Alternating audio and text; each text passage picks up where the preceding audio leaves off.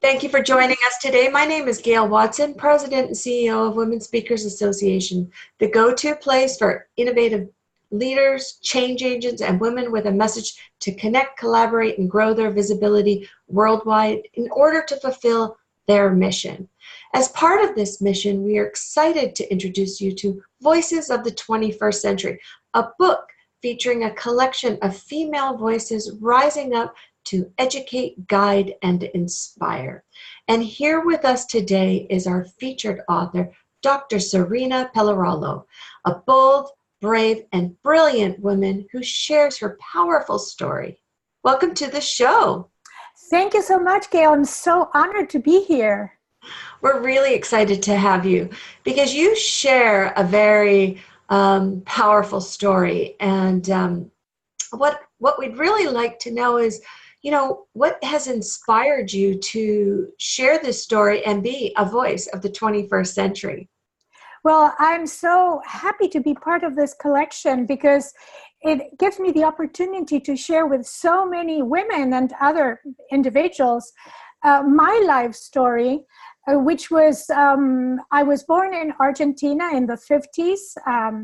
In a very patriarchal society. So from a very early age, I really struggled to find my own voice, authentic voice as a woman, as a young girl. And through trial and error, I was able to find the tools that created the powerful woman that I am now. And this experience I took to my academic career. I was a professor and scholar and dedicated most of my career to researching women's empowerment in Latin America. And when I retired at 55, I decided to start a coaching career supporting women in midlife to move through their transitions in a holistic way and rebirth into the best era of their lives. That's why I call myself a midlife midwife.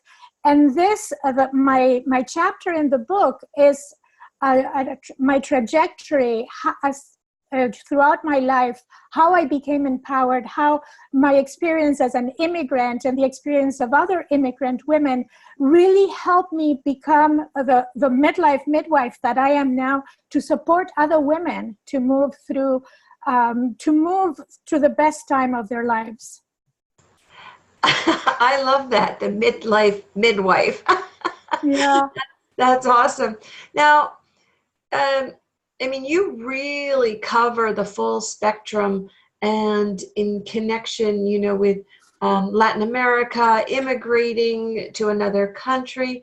I just want to dive just a little bit deeper into your story, because clearly what I really love and appreciate about you is, this has been your lifelong career. That's you right. have your PhD in women empowerment. And what do you find with women today in this midlife? Where are we at?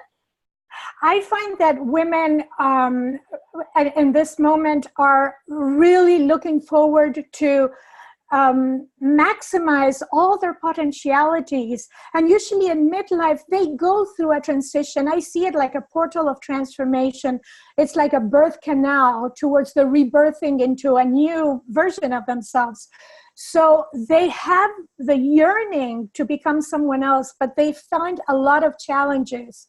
And when I coach them, what I do is support them to release a lot of baggage that they bring.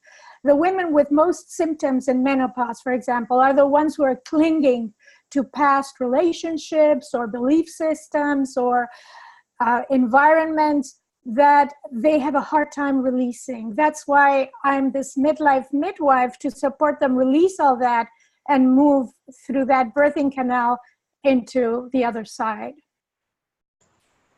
Well, that's very interesting to learn that those kind of experiences or some past things that we hold on to can have impact to menopause. They do. Mm-hmm. Very, very interesting. So the person, for the reader of your story, what should she expect to take away from your story? I was very interested in really talking about my story as an immigrant and other immigrant women, because I think that it's a very unique experience, um, and that positions us as immigrant women in a different place or with a different perspective than women who have lived in this country or Canada like you throughout all their lives, because there are added challenges to immigrant women. So I think that when I wrote my story, I was interested in the readers to know about that trajectory of the immigrant women, and how against all odds, because I gave several examples of other immigrant women who against all odds were able to empower themselves and even empower their communities. Oh, that's so important, and so grateful that you really step forward and are really paving a way, challenging that status quo for women, that it doesn't have to be a That's certain right. way. So I really, really love that. So I know that your story right now is connecting with some listeners or people watching us right now. So that's awesome. And how can, if I'm sitting here right now listening to you going, hey, I know of somebody who's just immigrated in and is maybe struggling, or this would be a perfect gift for somebody, or I'd like to read it myself. I think a signed copy by you would be fantastic. I would be honored to do that. So how can we get that copy? Well, you can email me at info@sirenapellarolo.com, and I'm going to spell it SIRENAPELLAROLO.com, or my website, which is also sirenapellarolo.com. Okay, you say your name much. I thought I was hacking it up.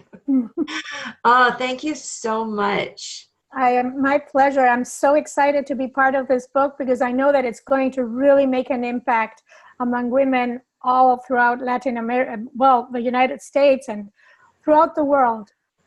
Yeah, really appreciate that. And really, I love what you're doing to support women and help them. And just in that holistic view that it's not just about, what